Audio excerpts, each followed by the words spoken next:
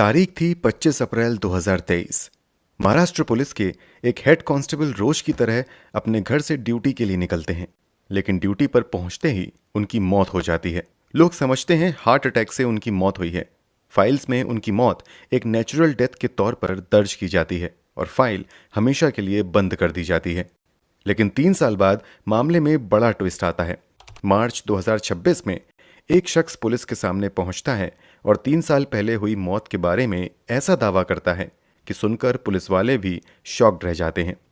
पूरा मामला प्यार और लालच में अपनों की रची साजिश, धोखे और बेरहमी से दी गई मौत का निकलता है। हम बात कर रहे हैं चर्चित मिल्क शेक मर्डर केस की। तो आखिर इस मौत के पीछे की सच्चाई क्या थी? कौन था इस खौफनाक साजिश का मास्टरमाइंड? और कैसे एक ऐसा राज जो 3 साल तक दफन रहा अचानक लोगों के सामने आ गया? चलिए जानते हैं सब कुछ डिटेल से इस वीडियो में। यकीन मानिए, इस मामले की सच्चाई किसी क्राइम थ्रिलर फिल्म की स्क्रिप्ट से कम नहीं है। कैसे जानने के लिए वीडियो में अंत तक बने रहें। कहानी को बेहतर ढंग से समझने के लिए उनके किरदारों को जानना बेहद ज़रूरी है। इस कहानी के सबसे पहले और अहम किरदार का नाम जयंत बल्लावर है। जयंत मूल रूप से महाराष्ट्र के चंद्रपुर जिले के भद्रावती इलाके के रहने वाले थे। यहाँ वो अपने परिवार के साथ रहते थे। पेशे से जयंत महाराष्ट्र पुलिस में हेड कांस्टेबल के पद पर काम कर रहे थे। 2023 में इनकी पोस्टिंग चंद्रपुर जिले के कलेक्ट्रेट ऑफिस में लगी हुई थी। रोज की तरह 25 अप्रैल 2023 को जयंत घर से तैयार होकर कलेक्ट्रेट ऑफिस में अपनी ड्यूटी ज्वाइन करने के लिए आ जाते हैं। यहाँ पहुंचे उन्हें कुछ ही मिनट होते हैं कि उनकी तबीयत खराब होने लगती है। वो घबराहट और बेचैनी की शिकायत करते हैं। आसपास मौजूद दूसरे पुलिसकर्मी उनकी स्थिति को समझने की कोशिश कर ही रहे होते हैं कि बेचैनी और ज़्यादा बढ़ने लगती है और अगले ही मिनट वो बेहोश होकर वहीं पर गिर जाते हैं। जयंत को लोग उठाने की कोशिश करते हैं, लेकिन नाकाम रहते हैं। बेहोशी की हालत में ही जयंत को तुरंत पास के ही government medical college and hospital Chandrapur ले जाया जाता है। इमरजेंसी डिपार्टमेंट में डॉक्टर उनकी जांच करते हैं। जांच करते ही जयंत को मृत घोषित कर दिया जाता है। केवल 45 साल की उम्र में वो दुनिया को छोड़कर चले जाते हैं। जयंत की अचानक हुई मौत की खबर उनके परिवार वालों को भी दे दी जाती है। परिवार में उस समय उनकी एक 19 साल की बेटी और पत्नी थी। जयंत की मौत की खबर मिलते ही पत्नी और बेटी का बुरा हाल हो जाता है। पिता की मौत से दुखी बेटी का गम देखकर दूसरे लोग भी भावुक हो जाते हैं। आसपास मौजूद लोग उन्हें सहारा देते हुए संभालने की कोशिश करते हैं। थोड़ी देर बाद जब बेटी और पत्नी का रोना थोड़ा कम होता है, तब उनसे इस मामले में आगे की कार्रवाई के बारे में राय ली जाती है। सबसे पहले लोग ये समझने की कोशिश करते हैं कि जो जयंत थोड़ी देर पहले बिल्कुल स्वस्थ थे, अचानक उनकी मौत कैसे हो गई। इस सवाल का सबसे बेहतर जवाब वहां मौजूद डॉक्टर ही दे सकते थे। अपनी जांच के बाद डॉक्टर बताते हैं कि उनके शरीर पर किसी तरीके के चोट के निशान नहीं हैं और ना ही किसी तरीके की जबरदस्ती की गई है। डॉक्टर की टीम किसी भी तरीके की साजिश की आशंकाओं से इनकार करती है। परिवार वाले भी किसी पर शक नहीं जताते हैं और बिना पोस्टमार्टम के ही शव अपने साथ ले जाने की इच्छा जताते हैं। वैसे भी मौत अचानक से हुई थी और किसी तरह की शक की गुंजाइश कहीं से भी नहीं बन रही थी। इसलिए प्रशासन की ओर से भी पोस्टमार्टम करवाने के लिए कोई जोर नहीं दिया जाता है और फॉर्मेलिटी पूरी करते हुए जयंत के शव परिवार वालों को सौंप दिए जाते हैं। डॉक्टर जयंत की मौत को नेचुरल डेथ डिक्लेयर करते हैं। पुलिस भी एक मामला दर्ज करते हुए रिकॉर्ड में जयंत की मौत को अचानक हुई बीमारी जैसे हार्ट अटैक या ब्रेन हेमरेज के कारण हुई मौत के तौर पर दर्ज करते हुए बिना किसी आगे की जांच के फाइल बंद कर देती है। दुख भरे माहौल के बीच जयंत का अंतिम संस्कार भी परिवार वालों की ओर से करवा दिया जाता है। जयंत अपने परिवार में इकलौते कमाने वाले थे। उनके ऊपर पत्नी और बेटी की जिम्मेदारी थी। जयंत की मौत ऑन ड्यूटी हुई थी। इस कारण अनुकंपा के आधार पर पुलिस विभाग की ओर से जयंत की 19 साल की बेटी आर्या बल्लावर को विभाग में नौकरी ऑफर की जाती है। जल्द ही आर्या इस नौकरी के लिए अप्लाई कर देती है। कागजी कार्यवाही पूरी करने के बाद अगले कुछ ही महीनों में आर्या को ज्वाइनिंग लेटर भी मिल जाता है और फिर वो पुलिस ट्रेनिंग के लिए घर छोड़कर चली जाती हैं। यहाँ तक सब कुछ बिल्कुल सामान्य लगता है। सभी अपने अपने जीवन में आगे बढ़ जाते हैं। आर्या भी पुलिस कांस्टेबल के पद पर काम करने लगती है। इस बीच उसकी शादी भी हो जाती है। उधर जयंत केवल याद बनकर रह जाते हैं। और कहें कि 3 साल बीतने के कारण जयंत की यादें भी अब धूमिल पड़ने लगती हैं। लेकिन अचानक से 3 साल बाद जयंत के मामले में एक ऐसी खबर बाहर आती है जिसे सुनकर लोगों को झटका सा लगता है। दरअसल 26 मार्च 2026 को एक व्यक्ति महाराष्ट्र के चंद्रपुर जिले के अंतर्गत आने वाले रामनगर पुलिस स्टेशन में पहुंचता है और वहां के आला अधिकारियों से मिलने की जिद करने लगता है। थोड़ी देर के इंतजार के बाद उस व्यक्ति की मुलाकात पुलिस के बड़े अधिकारी से करवाई जाती है। इस मुलाकात में ये व्यक्ति दावा करता है कि 3 साल पहले जिस जयंत नाम के कांस्टेबल की मौत ऑन ड्यूटी हुई थी, वो अचानक से मौत नहीं हुई बल्कि साजिश के तहत की गई थी। जवाब में पुलिस वाले पूछते हैं, ये हत्या किसने की है और तुम ऐसा किस आधार पर कह रहे हो? जवाब में ये व्यक्ति, जिसका नाम हत्यारे के तौर पर लेता है, उसे सुनकर पहले तो किसी को अपने कानों पर यकीन नहीं होता है। ये व्यक्ति कहता है कि ये हत्या जयंत की बेटी आर्या ने ही की थी और मैंने इस पूरी साजिश में उसका साथ दिया था। ये व्यक्ति खुद को आर्या का पति बताता है। इसका नाम आशीष शेडमाके था। तुरंत पुलिस की एक टीम बनाई जाती है और इस शख्स द्वारा दिए गए डिटेल्स के आधार पर एक बार फिर से नई रिपोर्ट दर्ज की जाती है। पुरानी फाइलों को पलटते हुए जयंत की मौत से जुड़े केस की इन्वेस्टिगेशन दोबारा शुरू की जाती है। शुरुआती जांच और आशीष द्वारा जमा कराए गए एविडेंस के आधार पर अगले ही दिन यानी 27 मार्च 2026 को आर्या को अपने ही पिता की हत्या और हत्या की साजिश रचने के आरोप में चंद्रपुर की पुलिस ट्रेनिंग सेंटर से गिरफ्तार कर लेती है। गिरफ्तारी के समय आर्या पुलिस की ड्रेस में अपनी ड्यूटी पर ही थी। आर्या की गिरफ्तारी के बाद उससे पूछताछ का सिलसिला शुरू होता है। शुरुआती पूछताछ में तो आर्या किसी भी तरीके से अपने पिता की मौत में अपना हाथ होने से इनकार करती रहती है और वो इस मौत को एक नेचुरल डेथ ही बताती रहती है। लेकिन जब पुलिस वाले आशीष द्वारा जमा कराए गए एविडेंस को आर्या के सामने रखती है, तब आर्या खामोश हो जाती है और दहाड़े मारकर रोना शुरू कर देती है। रोते हुए आर्या एक एक सच उगलना शुरू कर देती है। आर्या से की गई पूछताछ और जांच के आधार पर पुलिस वाले कुछ और लोगों को गिरफ्तार करते हैं और फिर पूरी जानकारी लोगों को देते हैं। पूछताछ और जांच के बाद पुलिस की ओर से किए गए खुलासे के मुताबिक आर्या ने सब कुछ बेहद ही शातिर तरीके से अंजाम दिया था। इन सब की शुरुआत आर्या और आशीष के प्यार से होती है। आशीष शेडमाके भी चंद्रपुर जिले का ही रहने वाला था। वो पुलिस में नौकरी पाने की तैयारी कर रहा था।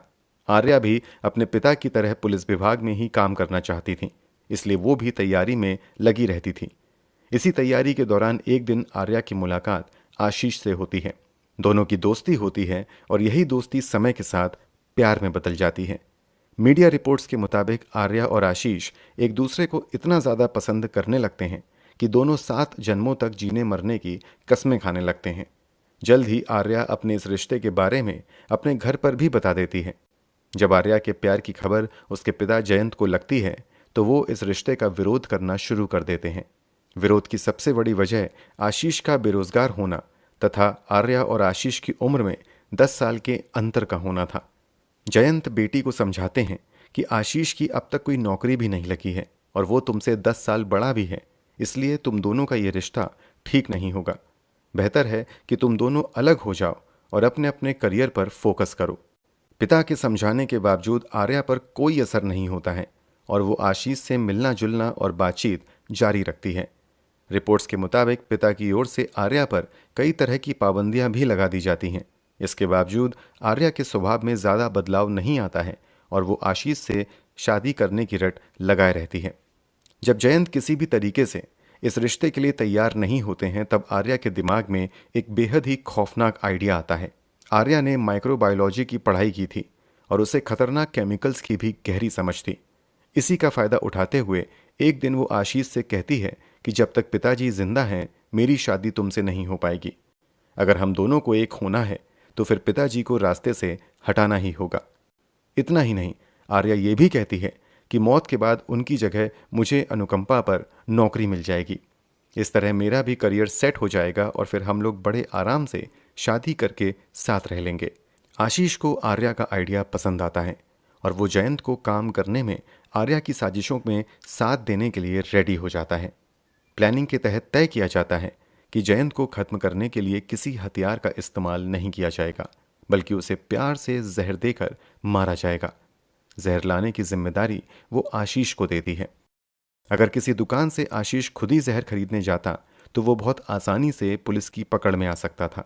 इसलिए वो जहर खरीदने के लिए अपने एक चचेरे भाई चैतन्य उर्फ मोंटी गेडम से कांटेक्ट करता है।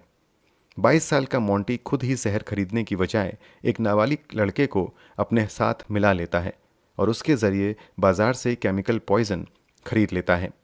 वो लड़का जहर खरीद कर चैतन्य को दे देता है और फिर बड़ी ही सावधानी से चैतन्य वो आर्या तक डिलीवर कर देता है। बदले में उसे 5,000 रुपये मिलते हैं।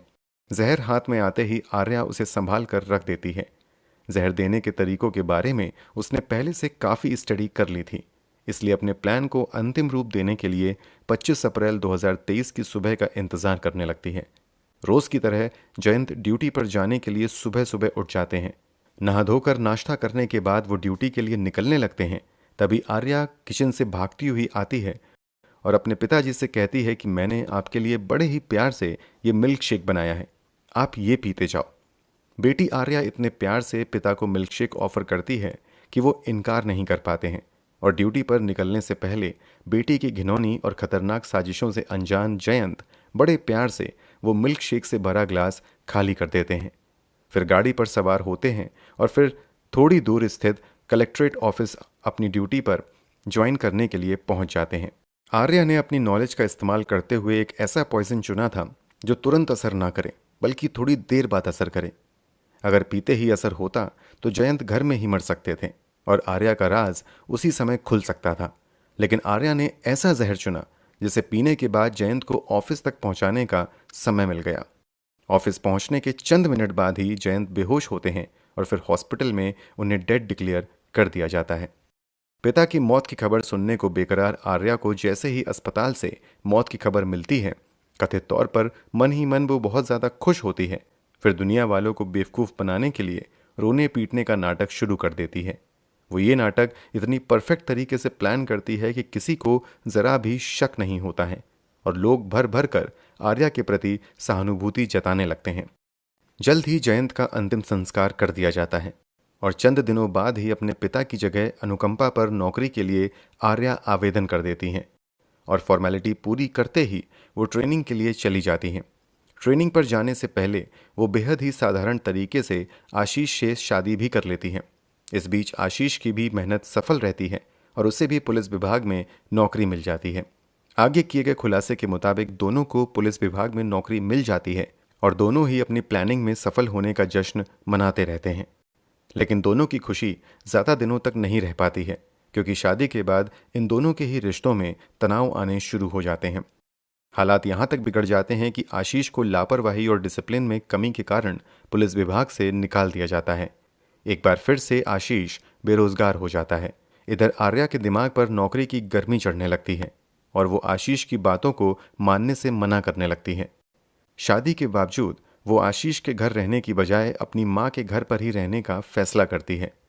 इस बात को लेकर भी आशीष के साथ उसकी काफ़ी लड़ाई होती है, लेकिन वो आशीष के घर पर रहने के लिए राज़ी नहीं होती है। इतना ही नहीं, आशीष को वो बेरोजगारी के भी ताने देना शुरू कर देती है। इन सब से आशीष का मन दुखी होने लगता है और वो आर्या के गुनाहों से जुड़े सबूत जमा करना शुरू कर देता है। जब आर्या और आशीष के बीच रिश्ते हद से ज़्यादा खराब हो जाते हैं, तब आशीष आर्या को धमकी देते हुए कहता है कि मैं तुम्हारी साजिशों के बारे में पूरी दुनिया को बता दूंगा और तुम्हें जेल भिजवा दूंगा। इस बात पर भी दोनों की लड़ाई होती है। इसी लड़ाई के बाद आशीष चुपचाप पुलिस स्टेशन में आता है और सभी सबूत पुलिस वालों को देते हुए पुराने राज से पर्दा उठा देता है। इस मामले में एक्शन लेने के लिए केवल आशीष का बयान काफ़ी नहीं था, इसलिए पुलिस वाले जल्द ही टेक्निकल एविडेंस की वेरिफिकेशन के लिए फॉरेंसिक लैब की मदद लेते हैं। पूरी जांच के बाद आशीष द्वारा जमा कराए गए सभी एविडेंस सही पाए जाते हैं। पहली नज़र में ही साफ हो जाता है कि आर्या ने अपने पिता को नौकरी हासिल करने तथा अपनी मर्जी से शादी करने के लिए अपने ही हाथों से जहर देकर मारा है।